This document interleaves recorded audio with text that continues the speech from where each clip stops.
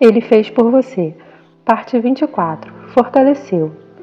Olá, esse é o seu canal de devocional, um lugar dedicado a nos aproximar de Deus. Ele te deu um espírito forte.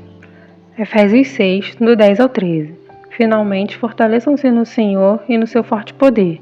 Vistam toda a armadura de Deus para poderem ficar firmes contra as ciladas do diabo.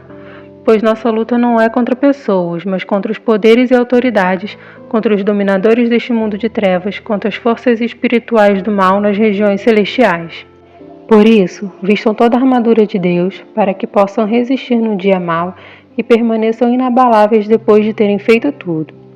Paulo, quando escreveu aos Efésios, estava ensinando princípios que todo seguidor de Cristo deve ter, e orienta ao povo a se fortalecer no Senhor. Nossa luta não é contra pessoas ou nações. Nossa luta é contra o inimigo de nossas almas, e por isso precisamos fortalecer nosso espírito. Assim como um soldado treina e veste um colete à prova de balas quando vai à guerra, precisamos estar preparados para lidar com as batalhas espirituais.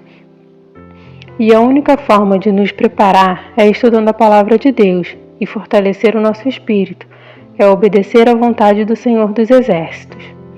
A palavra da verdade, a justiça, a paz, a fé, a certeza da salvação são as nossas armas contra o maligno, e é delas que precisamos nos revestir para vencer toda cilada do mal.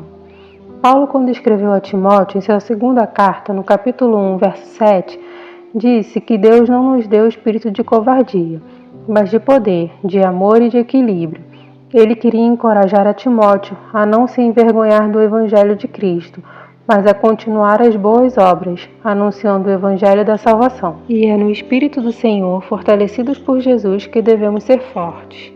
Os dias difíceis virão, mas não desanimem, permaneçam firmes naquele que é o único que pode fazer do impossível o possível, que morreu, ressuscitou e viveu e reina para sempre. Cresçam e fortaleçam a fé de vocês através da palavra de Deus e estejam prontos. Mateus 17:20. Ele respondeu: porque a fé que vocês têm é pequena. Eu lhes asseguro que se vocês tiverem fé do tamanho de um grão de mostarda, poderão dizer a este monte: vá daqui para lá, e ele irá. Nada lhes será impossível. Tenham um bom dia.